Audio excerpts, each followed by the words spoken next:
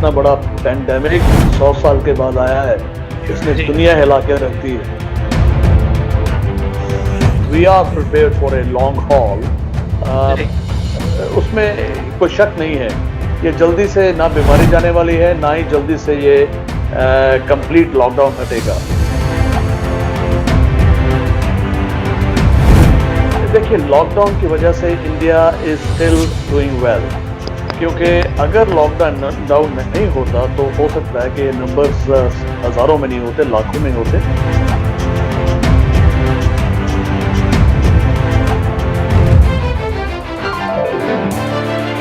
Vaccine जो है इस वक्त कम से कम 72 कंपनी वैक्सीन बनाने में लगी हुई है। एक तरीके से रेस लगी हुई है। उनमें 6 कंपनीज इंडिया की भी है।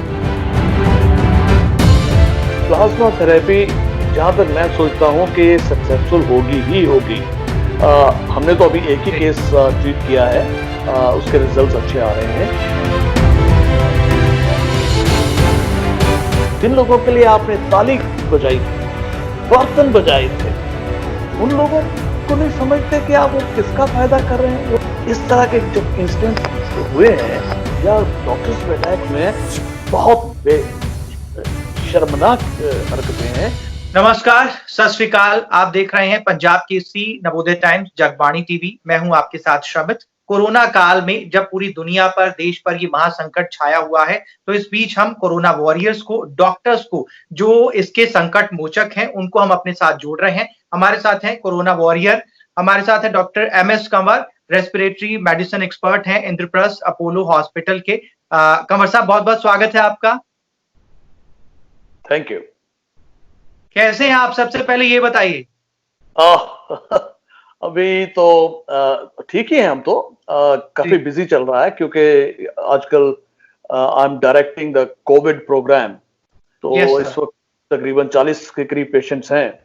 तो वो जी, मेरी सुपरविजन में चल रहे हैं अभी, उनकी जी, डायग्नोसिस और ट्रीटमेंट। तो जी, काफी हेक्टिक है।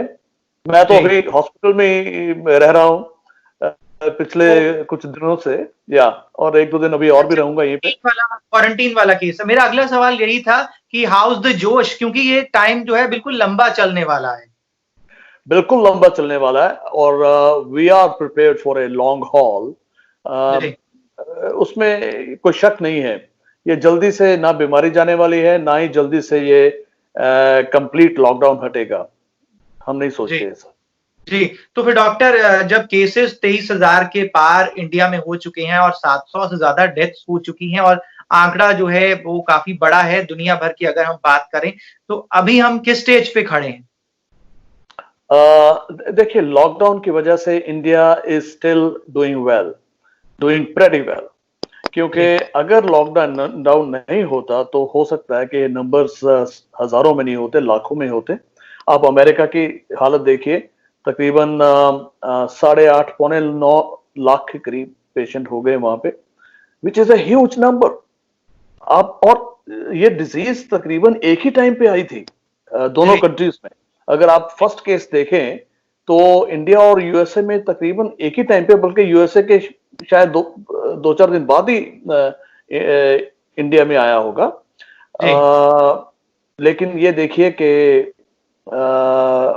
कितना फर्क हो गया। 27,000 कहाँ पे है और पौने 9 लाख कहाँ पे है, जबकि जी, इंडिया की पॉपुलेशन कितनी ज्यादा है यूएसए से। ये जी, सब देखते हुए I think we have done remarkably well. और जी। पब्लिक ने भी बहुत सपोर्ट किया है बाय एंड लार्ज। देखो, स्ट्रे इंसिडेंट्स तो हियर एंड देयर इतने बड़े कंट्री में होंगे ही, लेकिन जी, मोस्टली देखा जाए तो सेंट्रल गवर्नमेंट, स्टेट गवर्नमेंट्स ने और पब्लिक ने भी बहुत साथ दिया है। जी। पब्लिक की बात कर रहे हैं, लेकिन आंकड़ों के हिसाब से भारत को अभी कितना अलर्ट होना चाहिए? क्योंकि भारत बहुत बड़ा देश है, ये बातचीत तो हो ही रही है। चुनौतियाँ बहुत ज़्यादा हैं। तो कितना और अलर्ट हमें रहने की ज़रूरत है इस पर? अभी वक्त है। ये कब लॉकडाउन कंप्लीटली खुलेगा भाई आप कह नहीं सकते। जी, लेकिन ये है कि जैसे जैसे ग्रीन जोन्स हमारे हम जानते हैं, आइडेंटिफाइड हैं कि कौन से ग्रीन जोन्स हैं, वहां पे हम लॉकडाउन धीरे धीरे खोल सकते हैं। उसके भी जी, तरीके हैं। जी, लेकिन ये इतनी जल्दी भी सब कुछ मत सोचे कि नॉर्मल होने वाला है। जी, लेकिन डॉक्टर साहब अभी आप हॉस्पिटल में आप खुद बता रहे हैं, लगातार आप कोविड पेशेंट्स को देख रहे हैं। ट्रीटमेंट को लेकर इन दिनों क्या चर्चा चल रही है? बहुत सारी अंतर्राष्ट्रीय जो वेबिनार चल रहे हैं, उनमें भी आप जुड़ रहे हैं। ट्रीटमेंट को लेकर क्या चर्चा हो रही है? ट्रीटमेंट हम बेसिकली पेशेंट की कंडीशन देखते हैं। अगर जी, तो बिल्कुल स्टेबल है पेशेंट, तो हम कोई ज्यादा जी, एग्रेसिव नहीं होते, सिर्फ उनको सपोर्टिव ट्रीटमेंट देते हैं और हाइड्रोक्सीक्लोरोक्विन देते हैं।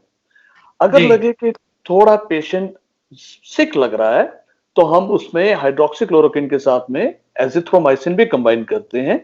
लेकिन हम ऐसे केसेस में ईसीजी डेली करते हैं, ताकि जी, कोई ऐसे इंडिकेशन ना हमें नजर आए जिसमें कि लगे कि एक हम क्यूटी इंटरवल कहते हैं, उसकी वजह से रिदम खराब हो सकती है। वो चीजें अगर हमें इंडिकेशंस मिलनी शुरू हो जाए, तो हम दवाइयां चेंज कर देते हैं। जी, और इसके अलावा हमने और भी ट्राई किए हैं दवाइयां।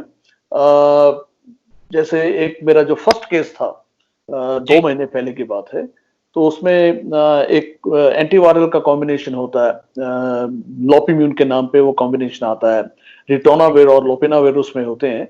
मैंने वो भी ट्राई किया था उस केस में।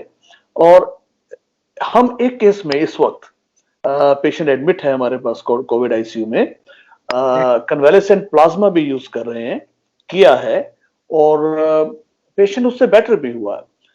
अभी आईसीयू से निकलने वाली हालत नहीं है, लेकिन पेशेंट वेंटिलेटर पे नहीं है, और उसकी ऑक्सीजन रिक्वायरमेंट भी कम हो गई। सो ये सब कुछ हम पेशेंट की कंडीशन के हिसाब से भी चलते हैं। ये भी डिसाइड करते हैं हम किस केस में, हम किस स्टेज पे हमें कोएगुलेशन का भी ख्याल रखना है। एंटीकोएगुलेंट्स देते हैं हम, और एंटीकोएगुलेंट्स की डोज कितनी देनी है, प्रिवेंटिव डोज देनी है या कि ट्रीटमेंट की डोज देनी है, वो भी हम हिसाब रखते हैं। स्टीरॉइड्स हम किस स्टेज पे पेशेंट को देना है। अगर लगे कि ऑक्सीजन रिक्वायरमेंट बढ़ रही है, जी, तो हम ऐसे केस में स्टीरॉइड भी देते हैं, और उसका रिस्पांस मॉनिटर करते हैं। साथ में ये भी ख्याल रखते हैं कि कोई और इन्फेक्शन तो नहीं साथ में पैदा हो रही। कई लोगों को कोमॉर्बिडिटीज होती हैं, दूसरी बीमारियां साथ साथ चल रही होती हैं, उनका ख्याल रखना पड़ता है। किडनी का, हार्ट का ख्याल रखना पड़ता है। कईयों के लिवर फंक्शन खराब होने शुरू होते हैं, वो ख्याल रखना पड़ता है। लेकिन ज्यादातर हम देखते हैं पेशेंट्स कि वो स्टेबल ही रहते हैं दवाई से। कम केसेस में देखने को मिलता है कि एक बार हमारे पास पहुंच जाएं, तो हमारे देखते देखते वो खराब होना शुरू हो गए। ऐसा बड़ा कम दिखता है। जी। डॉक्टर साहब चिंता की बात कितनी है? क्योंकि कोरोना मतलब देखिए सारी सड़कें, सारी दुनिया मतलब सब कुछ खाली करवा दिया। सब अपने घरों में दुबक कर बैठ गए मतलब जो भी दिशा निर्देश हैं इस हिसाब से चिंता कितनी बड़ी है? बहुत बड़ी है।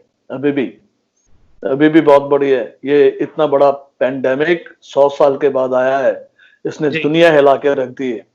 और जी, जिन कंट्रीज में बहुत ज्यादा मोर्टेलिटी हुई है, जैसे यूएसए है, स्पेन है, इटली है, इवन यूके है, और शुरू में चाइना में एकदम से, उनके तो फिगर्स हमें पता ही नहीं कि कितने एक्चुअल फिगर्स हैं, लेकिन यस, जो भी हैं, जिस तरीके से आग लगी थी एक तरीके से वुहान में, तो जी, वो ये और दुनिया के 185 मुल्कों में फैल गई देखते देखते। सो बहुत चिंता का विषय है, जी, इसीलिए लोग बहुत केयरफुल भी हैं। इतने जी, ज्यादा जो प्रिकॉशंस लिए जा रहे हैं, लॉकडाउन के, फिजिकल डिस्टेंसिंग के, हैंड हाइजीन्स के, ये सारी चीजें जो लोग, एक एक इंसान को हिंदुस्तान में अब इस चीज की समझ है कि ये क्या है और हमें क्या करना है, नहीं करेंगे तो क्या होगा। जी। डॉक्टर साहब वैक्सीन को लेकर या इसकी दवाई को लेकर कब तक उम्मीद की जा सकती है? क्योंकि अ, लॉकडाउन जो है वो चल रहा है, लेकिन आगे लॉकडाउन कभी ना कभी धीरे-धीरे ये सारी चीज़ें खुलेंगी ही। तो हमें अपने आप को प्रिपेयर कैसे करना है कि वैक्सीन कब आएगी या मेडिसिन कब आएगी? और उससे पहले हमें कैसे सावधानी से चलना है? तो वैक्सीन और मेडिसिन वैक्सीन जो है, इस वक्त कम से कम 72 कंपनीज वैक्सीन बनाने में लगी हुई है। एक तरीके से रेस लगी हुई है। उनमें जी, 6 कंपनीज इंडिया की भी हैं। देखिए, इंडिया वैक्सीन के मामले में काफी आगे है, और जी, कई ओरिजिनल वैक्सीन इंडिया ने बनाई हैं। तो जी, इसलिए कोई बड़ी बात नहीं कि ये जो ऑक्सफोर्ड के साथ ट्रायल में इंडिया शामिल है या जो दूसरी कंपनियां भी इंडिया में बना रही हैं कि वो इस दौड़ में काफी आगे रहें। जितना भी जल्दी कर लें, ये मुश्किल लगता है कि इस साल में हमें वैक्सीन मिल जाएगी। अगर मिल भी जाएगी, उसकी कमर्शियल प्रोडक्शन इतनी हो जाए कि सारी दुनिया में वैक्सीन लग जाए, नहीं लगता कि इतनी जल्दी हो पाएगा। लेकिन हाँ, 2021 में some time vaccine hopefully effective भी बन जाएगी और ये प्रूव भी हो जाए कि इफेक्टिव है और ये पब्लिक को सारी दुनिया में लग भी जाएगी। उसमें टाइम लगता है लेकिन ये हो जाएगा, ना होने का मतलब नहीं, लेकिन उसमें वक्त है। उस वक्त तक ये हमें इस डिजीज को झेलना होगा। हमें दवाइयां भी बहुत मिल सकती हैं, बहुत ट्रायल हो रहे हैं इस वक्त कई मेडिसिन पे, और हो सकता है कि के बारे में तो बता रहे हैं कि आप कैसे पेशेंट्स को ट्रीट कर रहे हैं, लेकिन आप इंटरनेशनल कॉन्फ्रेंसेस में भी लगातार जुड़ रहे हैं, तो बाकी जगह से क्या रिपोर्ट्स आपको मिल रही हैं? आपने तो कैसे आप ट्रीट कर रहे हैं वो बता रहे हैं, लेकिन बाकी जगह क्या चुनौतियां पेश आ रही? सेम इस वक्त सारी दुनिया एक ही तरीके से सोच रही है और एक ही तरीके के एक्शन ले रही है। हमारी ट्रीटमेंट में और कहीं दूसरी दुनिया में किसी पार्ट के में देखा जाए तो वहां पे ट्रीटमेंट में कोई फर्क नहीं है। वही चीजें वो सोच रहे हैं, वही हम सोच रहे हैं। एक दो दवाइयां एंटीवायरल्स हैं जैसे रेमडेसिविर, उसके ट्रायल्स हो रहे हैं।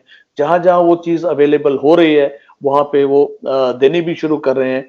और एक हम सोच रहे हैं कि एक फेविपिराविर एक मेडिसिन होती है जो कि एंटीवायरल है, ओरल होती है, वो इंजेक्शन नहीं लगाने पड़ते। वो भी लगता है जल्दी ही हमें मिल जाएगी, कुछ महीने लग सकते हैं। तो ये चीजें जब हमारे पास आ जाएंगी तो हमारे पास और आर्मामेंटेरियम हो जाएगा इस डिजीज को रोकने का, और ताकि मोर्टेलिटी भी ना बढ़े और डिजीज भी काबू में रहे। डॉक्टर साहब, दिल्ली सरकार कह रही है कि उसने प्लाज्मा थेरेपी का एक्सपर्ट्स के साथ उन्होंने प्रेस कॉन्फ्रेंस की और बताया कि प्लाज्मा थेरेपी के जरिए उन्होंने 4 मरीजों को इसका फायदा पाया है और वो कह रहे हैं कि इसको आगे और बढ़ाने के लिए हम आगे केंद्र सरकार से जो है वो मदद मांगेंगे, उनसे बात करेंगे। प्लाज्मा थेरेपी के जरा मायने समझाइए। देखिए, प्लाज्मा थेरेपी जहां तक मैं सोचता हूं कि ये सक्सेसफुल होगी ही होगी। हमने तो अभी एक ही केस ट्रीट किया है, उसके रिजल्ट्स अच्छे आ रहे हैं और ये अभी it's in very early stages. कुछ 5 केसेस का इनिशियल ट्रायल एक चाइना से आया था, फिर 10 केसेस की रिपोर्ट आई थी, फिर स्पोरेडिक इधर उधर एनेक्डोटल रिपोर्ट्स आ रही हैं। जो जितनी भी रिपोर्ट्स आ रही हैं वो ठीक ही आ रही हैं, अच्छी ही आ रही हैं। होता क्या है, जब एक पेशेंट को बीमारी होती है तो उसके अगेंस्ट बॉडी में एंटीबॉडीज बनना शुरू हो जाती है। वो एंटीबॉडीज जो है अब हमारे ब्लड में आ गई और वो रहती हैं, काफी देर तक रहती हैं। अभी ये हमें मालूम नहीं है कि कोविड-19 की एंटीबॉडीज कितनी देर रहेंगी बीमारी के बाद, लेकिन हर एक बीमारी में वो एंटीबॉडीज बन जाती हैं और काफी देर तक रहती हैं। सो ये क्या किया जाता है कि जिस इंसान में बीमारी तो खत्म हो गई, उसके पीसीआर टेस्ट लगातार नेगेटिव आ गए और उसके बाद कुछ हफ्ते निकल गए और एंटीबॉडी अगर हम टेस्ट करते हैं, एंटीबॉडी में हम पाते हैं कि आईजीजी लेवल पॉजिटिव है, तो हम ये कंफर्म कर लेते हैं कि पेशेंट के बॉडी में एंटीबॉडीज हैं लेकिन बीमारी नहीं है। अब तो उसका ब्लड का सैंपल लिया जाता है। एक इंसान 800 सीसी तक दे सकता है, जरूरी नहीं कि वो एक ही बार लेना है, उसको 2-3 सिटिंग में ले सकते हैं आप। तो एक पेशेंट में हमें 200 मिलीलीटर चाहिए होता है। वो प्लाज्मा फेरेसिस एफेरेसिस की टेक्निक से उसको सेल्स को अलग किया जाता है, प्लाज्मा और एंटीबॉडीज जो है वो अलग हो जाती है। ये जो 200 ml बनता है उसको हम एक ऐसे मरीज में इंजेक्ट करते हैं जो कि सिक हो काफी। ये एक ऑर्डिनरी के केस में नहीं दी जाती। पेशेंट या तो वेंटिलेटर पे पहुंच गया हो या उस हालत में जा रहा हो, बड़ी हाई ऑक्सीजन रिक्वायरमेंट है, वो राइट कैंडिडेट्स हैं जिनमें कि हम ये इंजेक्ट करें तो वो एंटीबॉडीज जो कि वायरस के अगेंस्ट बॉडी में बन चुकी, वो जब मरीज में ट्रांसफर की जाती है तो वो उसकी कैपेबिलिटी बढ़ा देती हैं वायरस जी को फाइट करने की, और पेशेंट्स काफी सीरियस हालत से बच के बाहर निकले हैं। जी। डॉक्टर साहब, री इन्फेक्शन मतलब कोविड-19 क्या किसी को दोबारा भी पकड़ सकता है, अपनी चपेट में ले सकता है? देखिए, ये पॉइंट डिस्कशन काफी हो चुकी। इसमें ज्यादा पॉसिबिलिटी तो ये है जी, कि आपने जो पहला टेस्ट किया जिसमें नेगेटिव आया, वो शायद ठीक से हुआ नहीं, या तो वो सैंपल ठीक से लिया नहीं गया, या उसकी टेस्टिंग में कुछ गड़बड़ हो गई, या उसको जो ट्रांसपोर्टेशन के टाइम पे टाइम ज्यादा लग गया, या उसको स्टोर नहीं ठीक किया गया। ये कई कारण होते हैं जिससे कि फॉल्स नेगेटिव आते हैं। और जी, इसके इसके अलावा ये एक रेयर पॉसिबिलिटी है कि वायरस इतनी जल्दी म्यूटेट करता जा रहा है कि पहले अभी आपका बीमारी होके हटी है और म्यूटेशन ने आपको घेर लिया, और आपको नया वायरस, नई फॉर्म का वायरस अटैक कर गया, तो आपको पीसीआर पॉजिटिव आ गया। सो वो जी, पॉसिबिलिटी बड़ी कम लगती है। सो जी, प्रोबेबली यही चीज है कि आपकी पहला टेस्ट जो है वो नेगेटिव इसलिए था कि अभी आपकी डिजीज पूरी कंट्रोल में नहीं थी, और और ये कई बार वायरसेस काफी देर तक बॉडी में रहते हैं, और बाद में जी, अगर पॉजिटिव आ गया तो उसका मतलब ये नहीं है कि दोबारा से री इन्फेक्शन हो गया। जी, जी, जी। अच्छा डॉक्टर साहब, एक रिसर्च ये भी कह रही है कि वायरस जो है वो बड़ा म्यूटेट हो रहा है, 30 इसके म्यूटेंट्स आ गए हैं। लेकिन वो ये भी स्टडी किया गया कि जो इसके जिसकी वजह से इसको कोरोना कहा जाता है, स्पाइक्स जो हैं, या जो जी, इसकी प्रोटीन कवरिंग है, हुँ, हुँ। उसमें कुछ म्यूटेशंस का ऐसा इफेक्ट नहीं है जिससे कि हुँ, बीमारी एक नया रुख ले ले। तो जी, वो पॉसिबिलिटी अभी लग नहीं रही, थैंकफुली। अगर वो जी, हो जाता है तो इट जी, is a cause of grave concern. जी। अच्छा, सिम्पटम्स को लेकर आप क्या बदलाव देख रहे हैं? जैसे चर्चा चल रही है कि बहुत सारे पेशेंट्स ऐसे हैं जिनमें लक्षण ही नहीं है लेकिन वो कोरोना लेकर घूम रहे हैं। या यू आर राइट, ऐसा हो रहा है, ऐसे केस हम देख रहे हैं। कॉन्टैक्ट केसेस जब हम देखते हैं, कोई सिम्टम नहीं है, लेकिन हुँ, टेस्ट इसलिए किया क्योंकि कॉन्टैक्ट केस है, जी, इसमें पॉसिबिलिटी देखें है या नहीं है, और पेशेंट को जी, पॉजिटिव पाया गया। ये आज भी दो केस मेरे पास आए हैं ऐसे, जिसमें कि वो क्या डिनाई करते हैं कि कोई सिम्टम नहीं है। सो इस जी, तरीके के केसेस अब आने शुरू हो गए हैं, जिसमें कि जी, सिम्टम ना के बराबर हैं, या बिल्कुल नहीं है, पेशेंट डिनाई जी, कर रहा है, या बड़े वेग से सिम्टम है, हल्की सी गले में खरखरी है, हल्का सा चेस्ट पेन है, वेग है, अजीब से थोड़ी सी बॉडी एक सा हल्का सा माइल्जिया, जो आप जिसको आप नॉर्मली डिसमिस कर देंगे, या जी, नाक में कुछ लगता है कि ड्राइनेस हो रही है, या स्मेल ठीक नहीं आ रही है, स्मेल का पता नहीं चल रहा है, या टेस्ट नहीं ठीक से लग रहा है, बड़े वेग से सिम्टम्स भी आ रहे हैं। हर एक केस में खांसी या बुखार हर एक केस में नहीं मिल रहा, ऐसे केस भी काफी आ रहे हैं। जी। डॉक्टर साहब, बच्चों और बुजुर्गों के लिए क्या खास आप टिप्स देना चाहेंगे? क्योंकि इम्यूनिटी को लेकर सवाल उठ रहा है और इन टोटैलिटी मतलब सब लोग अपनी इम्यूनिटी को बूस्ट करने के लिए इस वक़्त क्या करें?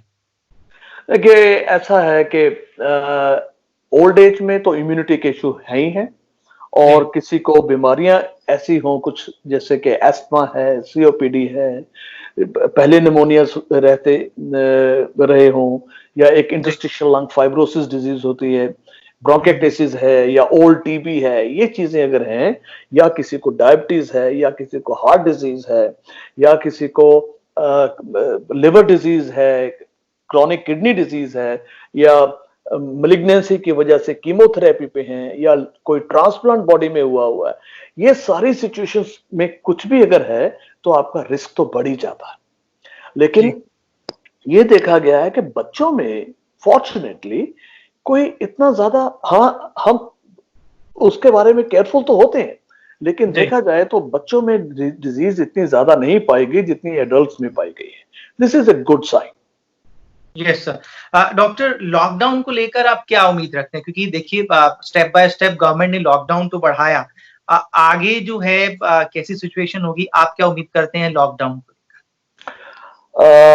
वेरी डिफिकल्ट टू से कि कब लॉकडाउन खुलेगा। ये जो 3 तारीख का 3 मई का date will keep that date और नॉट। मैं सोचता हूं कि एक green zone, orange zone, red zone जो है उसको नजर में रखते हुए ही लॉकडाउन खोलने की बात की जा सकती है, नहीं तो नहीं। ग्रीन जोन में ये एक पॉसिबिलिटी है कि कुछ इंडस्ट्रीज को, कुछ ऑफिसेस को खोला जाए, वो भी partially, maintaining safe distance, maintaining all precautions of hygiene. और ई कॉमर्स और रिटेल को भी धीरे धीरे खोला जा सकता है। ये दोनों को इकट्ठे खोला जाएगा, ये तो होगा नहीं कि ई कॉमर्स को आपने खोल दिया कि जी घरों में आपके सामान पहुंच जाएगा, आप अमेज़न से खरीद लें, तो रिटेलर्स कहां जाएंगे वो। इनको बड़ा बैलेंस करना पड़ेगा। सॉफ्टवेयर इंडस्ट्री है, उसको आप धीरे धीरे खोलेंगे, लेकिन मैं सोचता हूं कि शुरू में ऑफिसेज विल बी इनकरेज्ड कि आप फुल स्टाफ को नहीं बुलाइए, 1/3 स्टाफ को बुलाएं, और इस तरीके से उनको हफ्ते में 2-2 दिन करके बुलाएं, ताकि ऑफिसेज में सेफ डिस्टेंस मेंटेन हो सके। और सोडियम हाइपोक्लोराइड से हर 4 घंटे बाद ऑफिस एरिया को क्लीन किया जाए, और everybody should be wearing A mask. ये सारी प्रिकॉशन लेते हुए धीरे धीरे लॉकडाउन को खोलने की बात की जा सकती है। कॉल सेंटर्स की बात देखिए, कॉल सेंटर्स हमारे अमेरिका से जुड़े हुए हैं, उनके बैंकिंग के साथ जुड़े हुए हैं। अगर आपने कॉल सेंटर बंद कर दिए तो उनका बैक ऑफिस कैसे चलेगा? तो उनका कॉन्फिडेंस ही आप पे खत्म हो जाए कि आप कॉल सेंटर चलाने लायक नहीं है। ये चीजें बहुत बड़ी केयरफुली देखनी पड़ेंगी, और धीरे धीरे, लेकिन एट ए टाइम सारा स्टाफ नहीं, उसमें कमी करके, डिस्टेंसेस मेंटेन करके ये चीजें धीरे धीरे खोली ही जाएंगी। लेकिन मैं नहीं सोचता कि mall, cinema hall, sports, theatres, ये चीजें जल्दी खुलने वाली हैं। कई महीने भी नहीं हो सकता ना खुले। फिर आप देखिए फ्लाइट्स, डोमेस्टिक फ्लाइट्स, वो देखना पड़ेगा कि फ्लाइट्स तो एक जोन से दूसरे जोन में जाएगी, तो मुझे नहीं लगता कि इतनी जल्दी फ्लाइट्स खुलने वाली हैं। इंटरनेशनल फ्लाइट्स को तो और भी ज्यादा टाइम लगेगा कि इंडिया से फ्लाइट किस कंट्री में जा रही है, उस कंट्री की सिचुएशन कैसी है। ये लॉकडाउन जो है, मैं ग्रीन जोन की बात कर रहा हूं कि वो भी धीरे धीरे, जहां तक रेड जोन का सवाल है, रेड जोन में तो आप सोच नहीं सकते कि अभी लॉकडाउन खोला जाएगा। एकदम से जो हम फ्लैटनिंग करने की कोशिश कर रहे हैं, और काफी हद तक सक्सेसफुल हुए हैं कर्व को फ्लैटन करने में, वो एकदम से स्पाइक ऊपर चल जा सकता है, और हमारे जितने भी गेन्स अभी तक हुए हैं वो सारे के सारे वहीं के वहीं रह जाएंगे। जो आप अभी तक मेहनत की वो भी बेकार जा सकती है। तो इसलिए लॉकडाउन करना आसान था, लॉकडाउन को खोलना स्ट्रेटेजिक चीज है, और बहुत ही केयरफुल प्लानिंग के साथ में धीरे धीरे पार्शियल लॉकडाउन होगा। जी, केयरफुल स्ट्रेटेजिक आप मूव की बात कर रहे हैं। डॉक्टर्स, कोरोना वॉरियर्स जो आप फ्रंट लाइन पे लड़ रहे हैं, आप अपने आप को कैसे प्रोटेक्ट कर रहे हैं? अपने बारे में भी जरा बताइए। हम तो ये सोच के चलते हैं कई बार कि हम लोग शायद इम्यून हो चुके होंगे, हम लोग इतने पेशेंट्स देख चुके होंगे इनएडवर्टेंटली शुरू में, कि हमने शायद इम्यूनिटी डेवलप कर ली होगी। लेकिन ये सोच के नहीं चलते जब हम पेशेंट देखने लगते हैं, हम फुल प्रोटेक्टिव गियर में होते हैं, और it's like a space suit जब हम जाते हैं कोरोना वार्ड्स में या कोरोना आईसीयू में, आइसोलेशन वार्ड्स में, जो कि सील्ड होते हैं। उनका कोई फालतू आदमी वहां जा नहीं सकता, एंट्री बड़ी रिस्ट्रिक्टेड होती है, और वहां हम जाते हैं तो पूरे एक एस्ट्रोनॉट की तरह बन के जाना पड़ता है, ताकि आप वो हवा ब्रीथ ना करें इजीली। हालांकि वो सारे बड़े नेगेटिव प्रेशर पे चल रहे होते हैं, सारे कमरे जहां पेशेंट्स होते हैं, लेकिन स्टिल माइक्रो जो ड्रॉपलेट्स है वो फिर भी हवा में रह सकते हैं। सो बड़ा केयरफुल रहना पड़ता है, हमें बहुत केयरफुल रहना पड़ता होगा। डॉक्टर साहब, एक ये सब खबरें देख के आपको क्या महसूस होता है, जो कई जगह पे कोरोना वॉरियर्स पर अटैक्स हो रहे हैं, पुलिस पर, डॉक्टर्स पर, इन सब को लेकर आप क्या सोच रहे हैं? Extremely unfortunate. ये हिंदुस्तान में ही देखा गया और किसी कंट्री में नहीं देखा गया।